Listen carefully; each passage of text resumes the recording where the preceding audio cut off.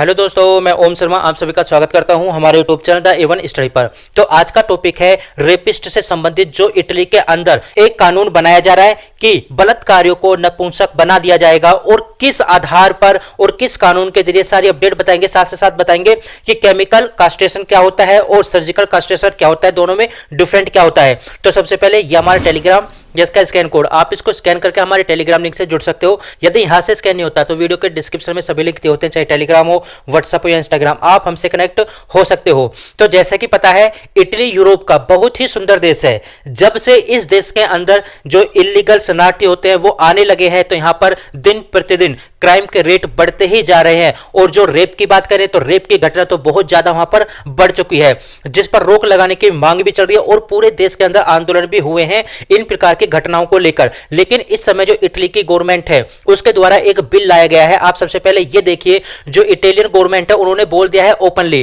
कि वो chemical castration करेंगे, वो भी किसका, जो रेपिस्ट होते हैं। तो केमिकल कास्ट्रेशन मतलब आप एक तरीके से कह सकते हो कि नपुंसक बना दिया जाएगा। लेकिन जैसे ही यह खबर निकलकर सामने आती है तो मीडिया जगत में काफी ज्यादा इसको कवर किया जाता है कि Italian moves towards legalisation chemical castration for rapist, मतलब रेपिस्टों के लिए एक तरीके से नसबंदी की यहां पर योजना लाई जा रही है इटालियन गवर्नमेंट के द्वारा। वहीं देखें, यदि हिंदी जगत में देखें, यानी हिंदी जो मीडिया है उसने किस तरह से कवर किया है, काफी अच्छे तरीके से कवर किया है कि इटली के जो पीएम है जॉर्जिया मेलोनी ने रेपिस्टों के खिलाफ युद्ध छेड़ दिया है और ऐसा युद्ध छेड़ दिया कि उनको ऐसी सजा देने की बात बोल दी है कि उनका वंश ही खत्म हो जाएगा। बात तो सही है, क्योंकि जब उनकी नसबंदी कर दी जाएगी तो उनका वंश तो ऑलरेडी खत्म कर दिया ही जाएगा, खत्म हो ही जाएगा। यानी रेपिस्ट 10 बार सोचेगा इस प्रकार की घटना को अंजाम देने के लिए कि उसका आगे क्या हो सकता है। वहीं यदि ट्विटर पे देखें, ट्विटर पे काफी बड़े स्तर पर इसको ट्रेंड कराया गया कि बलात्कारियों को नपुंसक बना दिया जाएगा।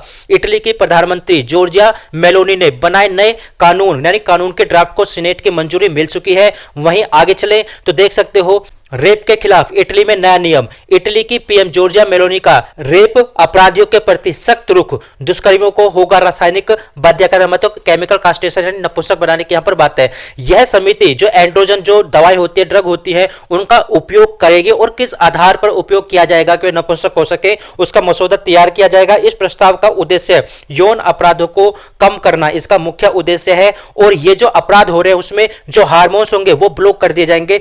लेकिन यहां पर क्वेश्चन यह उठता है कि इस प्रकार के कानून लाने की बात क्यों की गई कि रेपिस्टों को काफी ज्यादा पेनल्टी दी जाएगी, जो काफी कड़े नियम है उन पर लागू किए जाएंगे। यदि देखा जाए, अभी इटली के अंदर जो रेपिस्ट होते हैं उनको केवल 10 साल की सजा का प्रावधान है। अब ये जो प्रॉब्लम क्रिएट हुई, यानी रेपिस्टों के लिए इस प्रकार के कड़े कानून लाने की बात हुई क्यों, तो मुख्य कारण है इसका कि इटली की सरकार ने शुक्रवार को यौन अपराधों के लिए दंड को कड़ा करने की बात बोल दी कि हां, अब जो रेपिस्ट होंगे उनकी कड़ी सजा दी जाएगी। क्योंकि काफी बड़े स्तर पर जो अप्रवासी होते हैं, शरणार्थी होते हैं, वो इटली के अंदर काफी ज्यादा एंटर कर गए। जब से क्या हो गया, रेप की जो घटनाएं होती है दिन प्रतिदिन बढ़ती चलेगी और राष्ट्रीय स्तर पर आक्रोश फैल गया लोगों के अंदर। यह बात है फरवरी की, यानी फरवरी 2024 की। तब इटली की सरकार ने यह कहा था कि हमारे द्वारा एक ऐसा कानून लाया जाएगा जिसके कारण बलात्कारियों के अंदर खौफ पैदा किया जाएगा, क्योंकि मीडिया के अंदर भी काफी ज्यादा इसको फैलाया गया था। अब हुआ क्या था, इटली के अंदर 2 बहनें थी, उनका रेप किया गया था, वो भी ब्रूटली रेप किया गया था, जिसके कारण पूरे इटली के अंदर काफी ज्यादा राष्ट्रीय स्तर पर आक्रोश फैल गया था, जिसके कारण इस कानून की जरूरत पड़ी थी इटली की सरकार के द्वारा। लेकिन प्रॉब्लम यह होती है कि वहां का जो विपक्ष है वो भी हल्ला मचा रहा है। लेकिन दूसरी बात यह है कि यदि भारत की बात करें, क्या भारत में भी इस प्रकार का कोई कानून है, तो भारत में भी इस प्रकार का कोई कानून है नहीं। लेकिन भारत में भी काफी ज्यादा रेप की घटनाएं होती हैं और जो रेपिस्ट होते हैं उन रेपिस्टों को कड़ी सजा देने की बात भी की जा रही है। जैसे आपने हाल ही में देखा हो, कलकत्ता रेप केस हुआ, उस पर भी यह बात की गई थी कि रेपिस्टों को फांसी दे। हालांकि देखा जाए, यह अलका लांबा है जो कांग्रेस के सदस्य हैं, इन्होंने भी यह बात बोली थी कि जो रेपिस्ट होते हैं उनको नपुंसक बना दिया जाए। तो यह बात बोली गई थी। लेकिन मोस्टली यह चीज देखी गई है, जब भी इस प्रकार की रेप की घटनाएं होती हैं तो विपक्ष ही हल्ला गुल्ला करता है। जो रेपिस्ट होते हैं उनके पक्ष में वकील तक भी खड़ा कर देते हैं, बोल देते हैं कि बालक है, ना समझ है, इस प्रकार के वक्तव्य ये सामने लाते हैं। कई बार ऐसा देखा गया है। लेकिन हाँ, इनके द्वारा मांग की गई थी जो रेपिस्ट होते हैं भारत के अंदर भी उनको नपुंसक बना दिया जाए, जो कि काफी ज्यादा अच्छी पहल भी है। लेकिन कानून के अंतर्गत ऐसा होगा होगा या नहीं होगा ऐसा कुछ नहीं कहा जा सकता, लेकिन भारत में इस प्रकार का अभी कोई प्रावधान नहीं है। हाँ, भारत में 10 साल की सजा का प्रावधान है और उम्र कैद की सजा का भी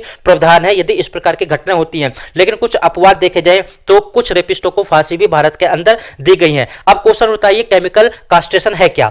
तो केमिकल कास्ट्रेशन में जो होता है मरीज उसको एक रासायनिक इंजेक्शन दिया जाता है जिससे वो एक तरह से नपुंसक बन जाता है। इसमें मरीज के जो टेस्टिज होते हैं उसको निकाला नहीं जाता, लेकिन वो काम नहीं कर पाता, मतलब उसको टेस्टिज होते हैं उसको निकाला नहीं जाता है, वहीं रहते हैं, लेकिन वो काम नहीं कर पाता, वो हार्मोन्स नहीं बना पाता। लेकिन इसका काफी ज्यादा विरोध भी हुआ है। विरोध क्यों हुआ? विरोध इसलिए हुआ है क्योंकि यदि किसी भी व्यक्ति को इंजेक्शन लगा दिया जाता है या केमिकल कास्ट्रेशन कर दिया जाता है तो वो व्यक्ति केवल और केवल 3 महीने तक ही इस प्रक्रिया से नपुंसक बन सकता है, मतलब 3 महीने के बाद वो ठीक हो सकता है। यदि इसके विपरीत बात करें तो सर्जिकल कास्ट्रेशन की, तो सर्जिकल कास्ट्रेशन इसके बिल्कुल विपरीत है। क्यों है? क्योंकि सर्जिकल कास्ट्रेशन के अंदर इसमें चीरा लगाया जाता है और उसका जो टेस्टिस होता है उसको निकाल लिया जाता है, मतलब उसके अंग को ही निकाल लिया जाता है, तो हार्मोन्स बनने की बात ही कहां उठती है। तो आप यहां पर देख सकते हो सर्जिकल कास्ट्रेशन से वो जिंदगी भर नपुंसक बना रहेगा, लेकिन केमिकल कास्ट्रेशन से केवल 3 महीने का प्रावधान है, 3 महीने तक ही वह नपुंसक बना रह सकता है। लेकिन ये जो बात उठ रही है कि केमिकल कास्ट्रेशन होना चाहिए, सर्जिकल कास्ट्रेशन, तो भारत में बात उठी थी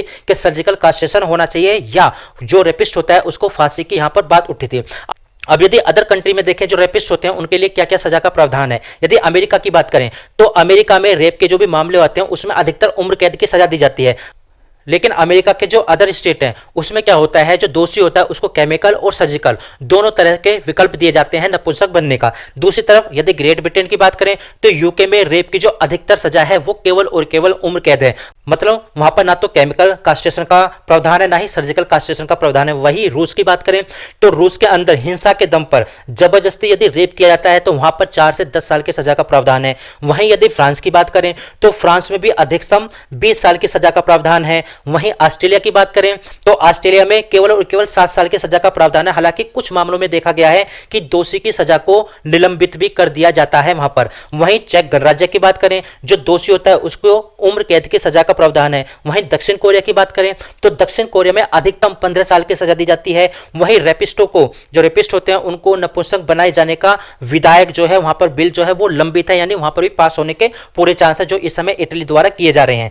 तो फिलहाल देखे जाए ये काफी बड़ा मुद्दा है, लेकिन इसके पक्ष में भी और विपक्ष में भी काफी ज्यादा लोग आएंगे। लेकिन आगे क्या होगा आप लोग की जो अपडेट होगी आप लोग को बताई जाएगी। फिलहाल हमारी अपडेट यहीं तक थी। आप लोग कैसे लगी जरूर बताना, लाइक सब्सक्राइब करना बिल्कुल मत भूलना। Thank you.